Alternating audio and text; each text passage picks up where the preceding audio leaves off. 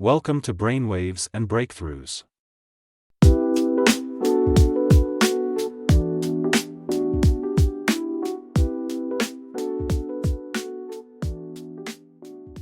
Hey there! Welcome to another deep dive. Yeah. Today, we're taking a trip around the world. Oh, nice. But not to the usual tourist spots. We're going to explore the weird, Yes. the wacky, and the downright unbelievable world of international politics. Think of it as a political, believe it or not, Okay. where we uncover those head-scratching systems and practices that make you wonder, how did they even come up with that? I'm ready to be amazed. Yeah. But before we get too far, Yeah. I think it's important to acknowledge that politics is usually pretty serious business, right? Absolutely. But today we're looking at the lighter side, Okay. the side that makes you chuckle and say, wait, they actually do that? Right. We're talking about the systems that, on the surface, Yeah. seem almost too strange to be true. So if you're ready to ditch the doom and gloom of everyday politics, let's jump right in. Let's do it. Imagine we're hopping on a plane, and our first stop is right here in the U.S. Ooh, okay. Right here at home, we've got the filibuster. A legislative tactic that's all about, well, talking a lot. Uh-huh. Yeah. Okay. I've heard of the filibuster, but to be honest, it's always seemed a bit of a mystery to me. Yeah. What's the point of just talking endlessly? Well, yeah. Is this like a political version of a marathon? You could say that. Okay. It's a way for a senator to delay or even completely block a vote on a bill Wow. simply by holding the floor and speeching Oh, wow. for as long as they can. Okay. And I mean as long as they can. Yeah. We're talking hours, Oh, gosh. sometimes even days. Days. Yeah. Seriously. Yeah. That must take some serious stamina. Oh, yeah. Don't they have to, like, take bathroom breaks or eat or something? Oh, they have their strategies. Okay. One of the most famous filibusters was by Strom Thurmond back in 1957. Oh, yeah. He spoke for over 24 hours straight, Oh. even reading from the phone book and reciting his wife's recipes to keep going. Okay, now that's dedication. It's a commitment, for Yeah. sure. But 24 hours against a civil rights bill? Yeah. That sounds pretty intense. Wasn't the filibuster designed to protect minority rights? Well, yeah, I mean, But how does that add up? that's the paradox of the filibuster. Okay. It was originally intended to ensure that minority voices were heard and couldn't be easily silenced by the majority. Right. The idea was to force debate and compromise. Okay. But in practice, Yeah. as in the case of Thurman's filibuster, Mm-hmm. it's been used to obstruct progress on important legislation, Wow. particularly on issues like civil rights. So it's almost like a double-edged sword, right? Yeah, A tool that can be used for good or not so good. It makes you think about the delicate balance of power in government. exactly. The filibuster highlights how a system designed with good intentions can sometimes have unintended consequences. Right. And it raises questions about how to protect minority rights without hindering the ability to address critical issues facing the nation. Wow, there's definitely more to the filibuster than meets the eye. Okay, so we've seen how things work, or don't work, in the U.S. Senate. Let's hop across the pond to a system that has a bit more drama. Yeah, let's talk about the vote of no confidence, Okay. something you find in many parliamentary systems around the world. Yeah. It's a bit like being on a reality show, Okay. where at any moment Mm-hmm. you could get voted off the island. Okay, so who's getting voted off in this scenario? The prime minister Okay. and potentially the entire government. Wow. Unlike in the U.S., where the president has a fixed term Right. in these parliamentary systems, Yeah. the prime minister and their government Mm-hmm. have to maintain the confidence of the parliament. Okay. If they lose that confidence, Yeah. they can be removed with a simple vote. So it's like they're constantly under scrutiny. Uh-huh. I can imagine that puts a lot of pressure on the prime minister to keep everyone happy. You got it. Yeah. It's a system that prioritizes accountability and responsiveness. The government knows they can be held responsible at any time Right. if they don't deliver on their promises Mm-hmm. or lose the support of the people's representatives. I guess that keeps things interesting. Yeah. But what about the potential for instability? Yeah. It seems like governments could be toppled left and right, Right. making it hard to get anything done. That's a valid point. Uh-huh. The vote of no confidence Yeah. can lead to frequent changes in government, Mm-hmm. which can make long-term planning difficult. Yeah. But there's also a slip side. Okay. It ensures that a government that's truly lost its legitimacy Yeah. or the support of the people Right. can be removed relatively quickly, Okay. preventing them from clinging to power. So it's a trade-off. Yeah. Stability versus accountability. Each system has its pros and cons. Exactly. Now, for our next political adventure. Yeah. Let's head to a place that seems almost too organized to be true. Let's talk about shadow cabinets, Okay. a concept that's common in countries like the UK and Australia. Picture this. Yeah. For every minister in the actual government, Okay. there's a corresponding shadow minister Okay. from the opposition party, Right. ready to step in if their party wins the next election. That's like having a whole backup government waiting in the wings. Right. Do they have meetings and debates and everything? They sure do. Wow. They even have a shadow prime minister Oh, wow. leading the charge. Okay. The idea is that they're constantly scrutinizing the government's actions, Mm-hmm. developing alternative policies, Okay. and preparing to take over seamlessly if the opportunity arises. So it's like a constant training ground for the opposition party. Right. But is it more than just a symbolic gesture? Does the shadow cabinet actually have any real influence? Absolutely. Okay. They play a crucial role in holding the government accountable Right. by offering alternative perspectives and solutions. Okay. They force the government to defend their policies and actions, leading to more robust debate and potentially better decision-making. It's almost like they're injecting a dose of competition into the political process, Yeah. pushing both sides to perform better. Exactly. And think about the benefits in terms of preparedness. Okay. If there's a sudden change in government, Yeah. the shadow cabinet is already up to speed and ready to hit the ground running. Wow. It adds a layer of stability and continuity that you might not find Okay. in systems where the opposition is less organized. This concept of a government in waiting is fascinating. Mm-hmm. It makes you wonder if other countries could benefit from a similar system. That's a great question to ponder. Yeah. Could having a shadow cabinet lead to more effective governance and greater accountability? It's definitely something to think about. Okay, so we've seen systems designed to protect minority voices, Yeah. ensure accountability, Right. and keep the government on its toes. Ah, But what happens when no one party gets a clear majority? that's where things get really interesting. We're talking about coalition governments, Yeah. a phenomenon found in many countries around the world. Coalition governments. Explain it to me like I've never taken a political science class in my life. Imagine you and your friends are trying to decide where to eat dinner. Okay. Everyone has different tastes. Mm-hmm. One wants pizza, Right. another wants sushi, Okay. and someone else is vegan. How do you make everyone happy? That's my life every time we try to make plans. Yeah. It usually ends in a lot of arguing and someone settling for something they don't really want. Well, in a coalition government, the stakes are a bit higher than deciding on dinner. Yeah. When no single party wins a majority of seats in an election, Right. they have to team up with other parties to form a government Okay. that can actually function. So it's like forced political matchmaking. Yeah. Do they at least get a say in who they get paired up with? There's a lot of negotiation, Okay. compromise, Mm-hmm. and let's be honest, sometimes a bit of horse trading involved. I see.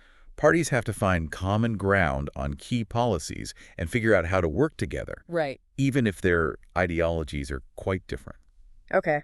I'm starting to see how this could get messy. Yeah. Give me an example of a real-life coalition government. Take the UK in 2010, Okay. the Conservative Party and the Liberal Democrats. Mm-hmm. Two parties with pretty different viewpoints Right. had to form a coalition government. Wow. It was a situation where both parties had to make concessions and find areas where they could work together. Talk about a power struggle. Yeah. Did it work out? Well, it lasted for 5 years, Okay. which is longer than some people predicted. Right. It shows that even parties with distinct ideologies can find ways to compromise and govern effectively, Mm-hmm. even if it's not always smooth sailing. So coalition governments can be a recipe for either great collaboration or utter chaos. Exactly. What are the pros and cons from a voter's perspective? One potential benefit is that coalition governments can lead to more consensus-based decision-making. Okay. When multiple parties have a voice, Mm-hmm. it forces them to consider a wider range of perspectives Right. and potentially find solutions that benefit a broader segment of the population. It's like having checks and balances built into the system from the start. Exactly. Yeah. But of course, there's the flip side. Okay. Coalitions can also be inherently unstable. Right. If the partners can't agree on key issues, Yeah. it can lead to gridlock, Mm-hmm. infighting, Okay. and even the collapse of the government. Oh, wow. It's a constant balancing act. It sounds like a political roller coaster ride. Okay, for our final destination in this part of our deep dive, let's visit a country that takes the idea of power to the people to a whole new level. Let's talk about Switzerland, Okay. a country famous for its stunning scenery, Mm. delicious chocolate, Oh, yeah. and Yeah. its unique system of direct democracy. Direct democracy. Okay, break that down for me. What does that mean in practice? In Switzerland, Mm. citizens don't just vote for representatives. Okay. They directly vote on laws and policies Wow. through referendums and initiatives. Right. It's like the entire country participates in a giant town hall meeting, Wow. weighing in on everything from tax rates to environmental regulations. Wait, so they're voting on everything? Well, a lot, yeah. How do they even keep up with all the issues? I can barely decide what to have for breakfast some mornings. Swiss citizens get a lot of practice. Okay. There are several referendums held each year, Wow. covering a wide range of issues. That's intense. But But I can see how it would create a strong sense of civic responsibility. it does. Give me an example of something they've voted on that really highlights how active Swiss democracy is. In 2016, they actually had a referendum on whether to implement a universal basic income, Wow. guaranteeing every adult citizen a certain amount of money each month, Okay. regardless of their employment status. Wow. That's a bold idea. Did it pass? Ultimately, it was rejected. Okay. But the fact that it even made it to a national vote shows just how seriously the Swiss take their direct democracy. They're not afraid to tackle big, controversial issues. It makes you wonder how things would be different if we had that level of direct citizen participation in other countries. Yeah. What are the pros and cons of this system? Well, one of the biggest benefits is that it gives citizens a direct voice in shaping their country's future. Okay. It fosters a sense of ownership and encourages people to stay informed and engaged in the political process. That sounds pretty ideal, but I'm guessing there are also some drawbacks, right? It can't all be sunshine and rainbow. Of course, there are challenges. Right. One is the potential for voter fatigue. Okay. With so many referendums, Right. it can be hard for people to keep up and make informed decisions on every issue. Mm. There's also the risk of oversimplifying complex issues Right. when reducing them to a yes or no vote. It's like that old saying, too much of a good thing can be bad. Exactly. So direct democracy is a powerful tool, Yes. but it needs to be wielded carefully. It's fascinating to see how Switzerland has managed to make it work for so long. Absolutely. It's a testament to their commitment to civic engagement and their willingness to experiment with different models of democracy.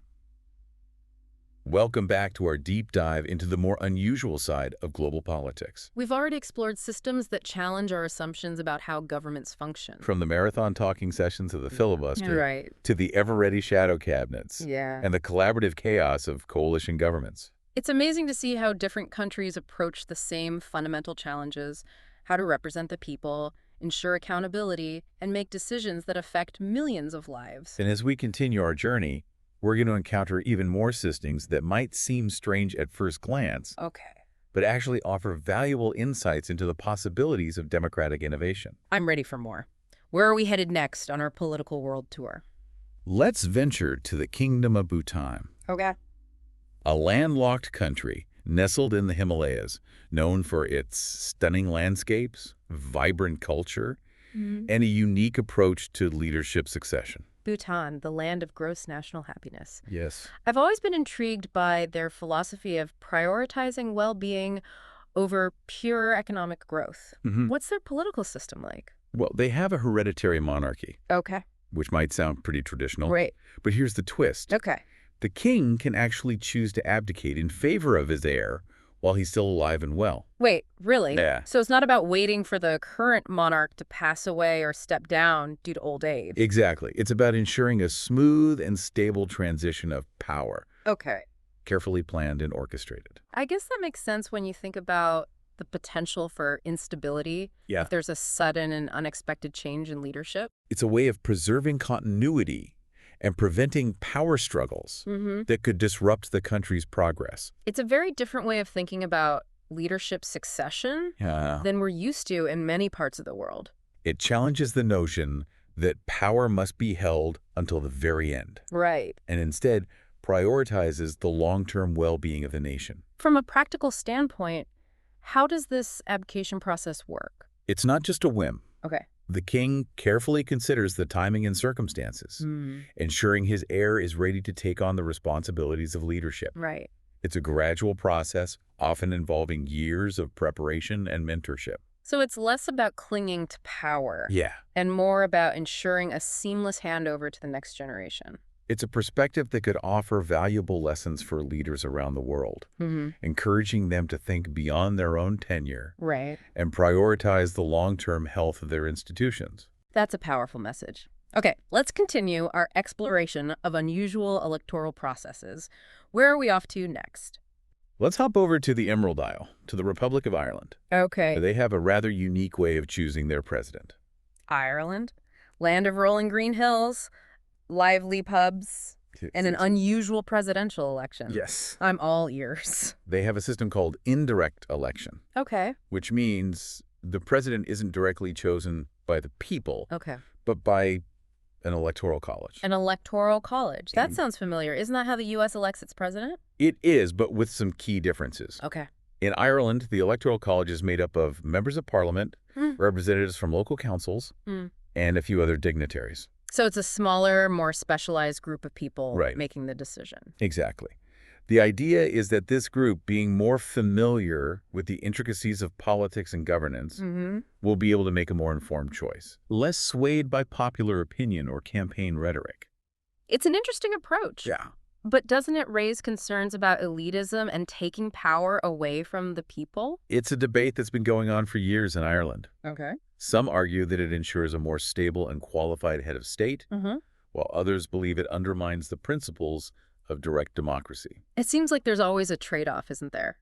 A balancing act between ensuring expertise and upholding the voice of the people. It highlights the challenges of designing electoral systems Yeah. that are both representative and effective. So we've seen a system designed to prioritize stability and continuity in Bhutan, Right? and a system that emphasizes expertise and deliberation in Ireland. Mm-hmm. Where to next on our quest for political curiosities? Let's journey to the land of the rising sun, to Japan, Okay. where they have a system that aims to ensure a more diverse range of voices are represented in parliament. Japan, known for its technological innovation, rich cultural traditions, and a unique approach to representation. Yeah. Tell me more. They have a system called proportional representation, Okay. which means seats in parliament are allocated proportionally to the number of votes each party receives. So it's not just a winner-take-all system where the party with the most votes gets all the power. Exactly. If a party receives 30% of the votes, Okay. they get roughly 30% of the seats. This system encourages smaller parties to participate Right. and prevents a single party from dominating the political landscape. It sounds like a recipe for a more collaborative and consensus-driven political culture. It can be. It encourages parties to work together and find common ground, as they often need to form coalitions to achieve a majority. Ah, yes, coalitions. We've seen how those can be both a blessing and a curse. Exactly. Proportional representation can lead to more diverse perspectives being represented in government, Right. but it can also make forming a stable and effective government more challenging. It's fascinating to see how different systems try to strike a balance between representation, stability, and effectiveness. It highlights the complexities of designing electoral systems that truly reflect the will of the people, while also ensuring a functional government. Okay, for our next stop, let's head to a country that has played a pivotal role in shaping modern democracy. Let's travel to the Republic of South Africa, Okay. a nation that has undergone a remarkable transformation in recent decades, transitioning from apartheid to a multiracial democracy. South Africa, a country with a rich and complex history. What political system are we going to explore there? They have a system that places a strong emphasis on the Constitution and the rule of law. Okay. At the heart of this system is the Constitutional Court, the highest court in the land. So it's like their version of the Supreme Court in the U.S. It is, but with some key differences. Okay. The South African Constitutional Court has the power to strike down laws and government actions Okay. that are deemed inconsistent with the Constitution. So it's not just about interpreting the law. It's about ensuring that the government itself adheres to the principles of the Constitution. Exactly. It's a powerful check on the other branches of government, Okay. safeguarding human rights and preventing abuses of power. It sounds like a system designed to protect the hard-won freedoms of South African citizens. It is. The Constitutional Court is seen as a guardian of the values and principles enshrined in the Constitution, a symbol of the country's commitment to justice and equality after decades of oppression. It's a reminder of the importance of strong institutions and an independent judiciary in upholding democratic principles. The South African experience offers valuable lessons for other countries, Yeah. striving to build and maintain a robust democracy. It's inspiring to see how a nation can overcome such a difficult past and create a system that prioritizes justice and the rule of law. It's a testament to the power of human resilience and the enduring pursuit of freedom and equality. Okay, for our final destination in this segment of our political adventure, let's visit a place that seems almost too quaint to be true. Let's travel to the tiny principality of Andorra, Okay. nestled high in the Pyrenees Mountains between France and Spain. Andorra, the land of ski resorts and duty-free shopping. Yes. What political quirk awaits us there? They have a system of government that's unlike anything we've seen so far. Okay. They have not one, Okay. but two princes who jointly serve as heads of state. Two princes. That sounds like something out of a fairy tale. It's a historical anomaly Okay. that dates back centuries. Wow. The two co-princes are the bishop of the Spanish Diocese of Urgell Okay. and the president of France. Wait, what? Yeah. So they're sharing the top job with a bishop from Spain Yes. and the president of France. How did that even come about? It's a legacy of Andorra's unique geopolitical history. Well, they have to. Okay. They mostly delegate their powers to Andorranist officials. Yes. But they do have to agree on major decisions Mm-hmm. and represent Andorra on the international stage. I can only imagine the diplomatic dance that must involve. Right. It's like a political odd couple, but somehow it works. It does. Andorra is a testament to the fact that even the most unusual political arrangements can thrive Yeah. when there's a willingness to compromise and cooperate. It's a reminder that there's no one-size-fits-all model for democracy. And that sometimes the most unexpected systems can offer valuable insights into the art of governance. Welcome back to our final leg of this political world tour. Yeah. We've seen how countries around the globe have devised unique and sometimes surprising systems to address the challenges of governance. From ancient traditions to modern innovations, it's been a whirlwind of discoveries. It really has. And now we're going to delve into some systems that push the boundaries of democratic participation and challenge our assumptions about how power can be shared and exercised. Sounds good. I'm ready for more eye-opening examples. Let's start with a place that's known for its stunning natural beauty and a political system that's just as impressive. Let's journey to Iceland, Okay. a Nordic island nation known for its glaciers, volcanoes, and a parliament that's considered one of the oldest in the world. Iceland, the land of fire and ice and ancient democratic traditions. What's so special about their parliament? It's called the Alþingi, Okay. and it dates back to 930 AD. Imagine that. Over 1,000 years of continuous parliamentary history. 1,000 years of debates, decisions, and political dramas. It's hard to even imagine. It's incredible. It's like stepping back in time. It's a testament to the enduring power of democracy and the importance of tradition in shaping a nation's identity. So how has the Alþingi managed to survive for so long? What are the secrets to its longevity? Well, it's evolved over time, Right. adapting to changing circumstances. Yeah. But it's always maintained a strong connection to the Icelandic people and their values. It's like a living embodiment of Icelandic history and culture. Exactly. The Alþingi is a symbol of Iceland's commitment to democracy and self-governance, and it continues to play a vital role in shaping the country's future. Okay. From a country with a long and storied democratic tradition to a country that's redefining what it means to be a nation. Let's head to Bolivia, Okay. a South American country that's embracing its indigenous heritage in a truly unique way. Bolivia, a land of diverse cultures and landscapes. What's their political system like? They have a system called plurinational state, Okay. which recognizes the rights and autonomy of its 36 indigenous groups. So it's not just one nation, but a tapestry of many nations woven together. Exactly. It's an attempt to create a more inclusive and representative form of government that honors the diversity of Bolivian society. That's a beautiful concept. Unity and diversity. Hmm. I'm sensing a theme here. Many of these unusual systems we're exploring seem to be about finding ways to make democracy more inclusive and responsive.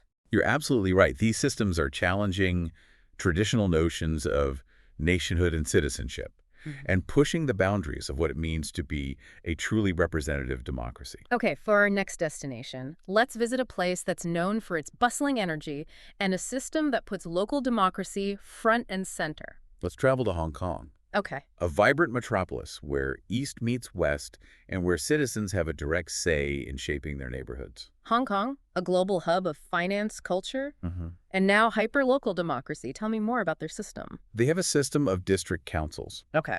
which are local councils that are directly elected by the people to handle community-level issues. So it's like grassroots democracy in action. Exactly. Citizens have a voice in decisions that directly affect their daily lives. Yeah. From transportation and sanitation to recreational facilities and community services. It sounds like a very effective way to ensure that local needs are met and that people feel connected to their communities. It's a system that empowers citizens and fosters a sense of civic engagement. From ancient parliaments to plurinational states to hyper-local democracy, we're seeing a wide range of approaches to empower citizens and make democracy more responsive to their needs. And now for our next stop, let's visit a country that's reimagining the relationship between the monarchy and the people. Okay, color me intrigued. Where are we headed? Let's travel to Liechtenstein, Okay. a tiny principality nestled between Switzerland and Austria. They have a system that combines tradition with a surprising twist of democratic accountability. Liechtenstein, the land of alpine scenery and democratic monarchies. You could say that. I'm all ears. They have a prince as their head of state, Okay. but the citizens actually have the power to vote to abolish the monarchy Oop. if they choose to. Wait, seriously, they can just vote the prince out of a job. They can. That's incredible. It's like having the ultimate safety valve built into the system. It is. It's a unique blend of tradition and democratic principles. The monarchy exists at the will of the people. It's almost like a social contract between the monarch and the citizens. Exactly. It ensures that the monarchy remains accountable to the people and responsive to their needs. That's a fascinating balance of power. Yeah. Now, for our final stop on this political adventure, let's visit a place that takes civic duty very seriously. Let's head down under to Australia, Okay. where voting isn't just a right, it's a responsibility. Australia, the land of kangaroos, koalas, Yes. and mandatory voting. That's right. Okay, I've got to hear more about this. They have a system called compulsory voting, Okay. which means all eligible citizens are required by law to vote in elections. So it's not just encouraged, it's actually mandatory. What happens if you don't vote? There's a small fine for not voting, Okay. but the main idea is to ensure that elections truly reflect the will of the people. It's like they're saying, look, democracy only works if everyone participates. Exactly. It aims to maximize voter turnout and ensure that the government is accountable to the entire electorate. It's a very different approach than we see in many other democracies, Yeah. where voter turnout can be quite low. It raises interesting questions about the role of citizens in a democracy and the balance between individual freedom and civic responsibility. Well, we've come to the end of our global exploration of unusual political systems and practices. From the ancient Althingi in Iceland to the plurinational state of Bolivia, from hyperlocal democracy in Hong Kong to the democratic monarchy of Liechtenstein and the compulsory voting system of Australia, we've seen a remarkable diversity of approaches to governance. It's been an eye-opening journey that's challenged our assumptions about what democracy can look like and how it can function. We've seen how different countries have adapted their systems to their unique historical, cultural, and social contexts. And we've seen how even the most unusual systems can offer valuable insights into the challenges and possibilities of democratic governance. We hope this deep dive has inspired you to look beyond the familiar and appreciate the incredible diversity of political thought and practice around the globe. And perhaps even to consider how we can learn from these examples to strengthen and improve our own democracies. Thank you for joining us on this political adventure. Until next time, keep exploring, keep questioning, and keep the spirit of democratic engagement alive.